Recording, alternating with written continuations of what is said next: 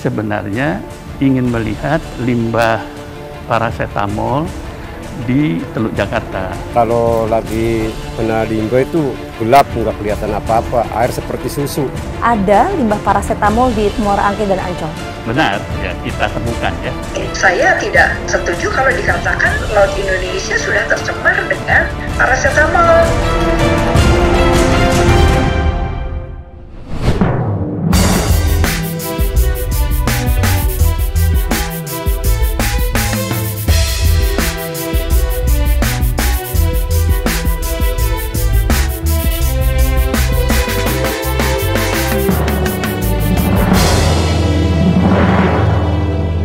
Hasil penelitian LIPI dan BRIN, Badan Riset dan Inovasi Nasional, menyebutkan adanya temuan limbah parasetamol atau obat-obatan dengan konsentrasi yang tinggi di wilayah Teluk Jakarta, tepatnya di 2 titik, Muara Angke dan juga Ancol.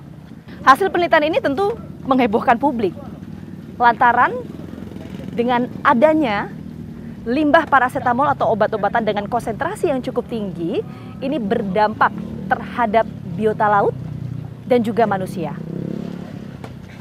Bagaimana kondisi sesungguhnya? Kita akan temukan faktanya bersama saya Gina Vita.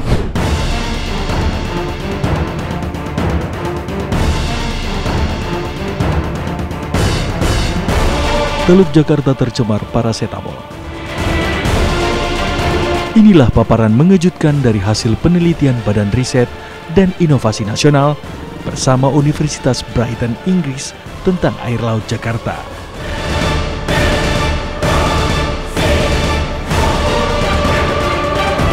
Perairan Ancol dan muara Sungai Angke di Teluk Jakarta terkontaminasi parasetamol dengan kadar konsentrasi cukup tinggi. Di perairan Ancol, kandungan parasetamol sebesar 420 nanogram per liter. Sedangkan di Angke, 610 nanogram per liter. Itu artinya, kandungan parasetamol di perairan Teluk Jakarta tergolong tinggi dibandingkan dengan kontaminasi di perairan kota-kota lain di dunia. Jika benar, kondisi tersebut jelas mengkhawatirkan. Kerusakan lingkungan yang terjadi atas tercemarnya perairan dengan kandungan parasetamol pun diduga akan memberikan dampak pada jangka panjang. Lantas, seberapa bahayakah kondisi tersebut terhadap ekosistem laut di Teluk Jakarta? Benarkah tingginya kandungan parasetamol di perairan Jakarta diakibatkan oleh limbah medis?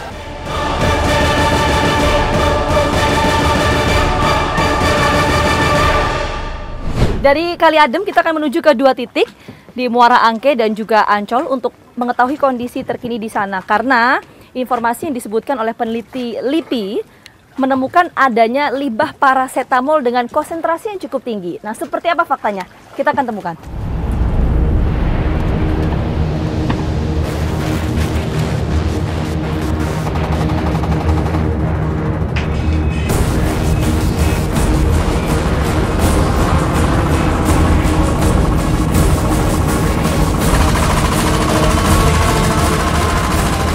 Baru-baru ini, sebuah studi peneliti dari Badan Riset dan Inovasi Nasional atau BRIN mengungkap temuan adanya kandungan parasetamol di 2 titik di Teluk Jakarta, yakni Muara Angke dan Ancol. Konsentrasi parasetamol yang tinggi di Teluk Jakarta terungkap dari penelitian yang dilakukan Badan Riset dan Inovasi Nasional BRIN dan University of Brighton, United Kingdom. Dari hasil penelitian itu pun disebutkan, muara Sungai Angke mengandung 610 nanogram per liter dan muara Sungai Ciliwung Ancol menyimpan 420 nanogram per liter.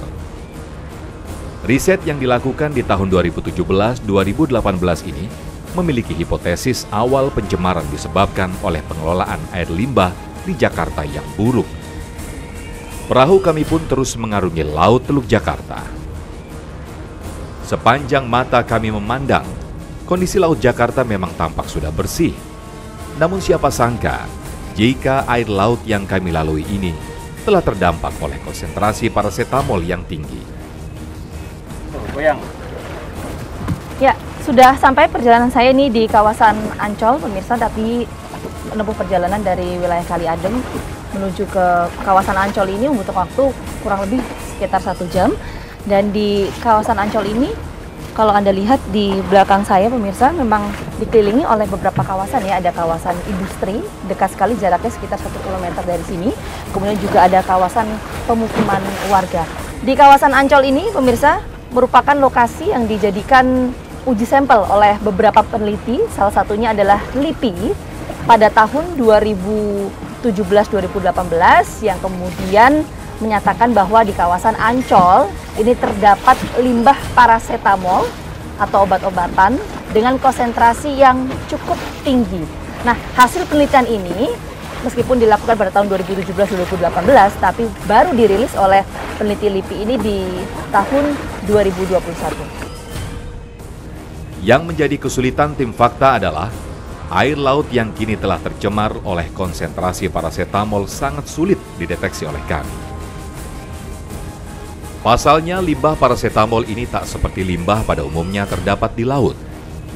Limbah konsentrasi parasetamol yang menurut peneliti Badan Riset dan Inovasi Nasional atau BRIN memiliki kandungan parasetamol yang cukup tinggi. Namun limbah ini tak kasat mata oleh kami. Air laut yang kami lihat di sini semuanya tampak biasa saja. Ada bau menyengat, tak ada pula yang mengindikasikan jika air laut ini telah tercemar. Untuk mengetahui seberapa besar dampak yang ditimbulkan akibat adanya konsentrasi tinggi parasetamol di Teluk Jakarta ini, kami melanjutkan penelusuran ke Kampung Nelayan Muara Angke. Tak cukup jauh untuk mencapai Kampung Nelayan Muara Angke dari Laut Ancol.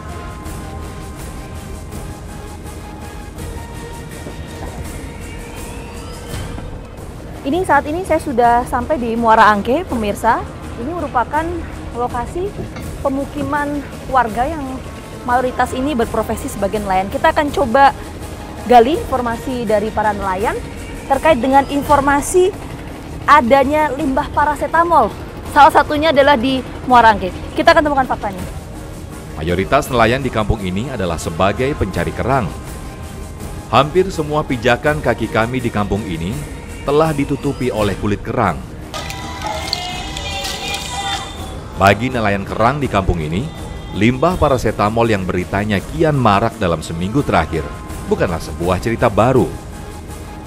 Munculan limbah yang dirasakan oleh para nelayan Muara Angke ini sudah ada sejak tahun 90-an. Juanda, yang sudah puluhan tahun menjadi nelayan kerang, mengakui sejak tahun 1992, hasil tangkapannya tak pernah luput dari limbah laut Jakarta.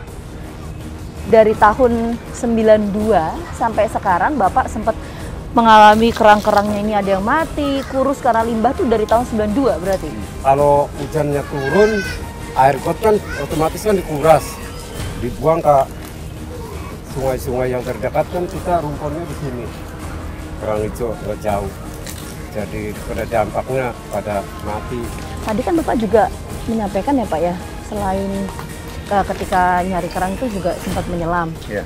Kondisi air yang Bapak rasakan dan Bapak amati gimana? Ya kondisinya kalau lagi kena limbah itu gelap, nggak kelihatan apa-apa, air seperti susu. Jadi kita belum menyelam juga udah kelihatan, oh ini air limbah. Kan ikan ada ikan kecil, ikan gede itu pada naik ke atas semua pengen lari-lari nyari air bersih gitu. Jadi kita udah paham betul kalau ada limbah, udah baunya udah nyengat, ikan pada lari-larian.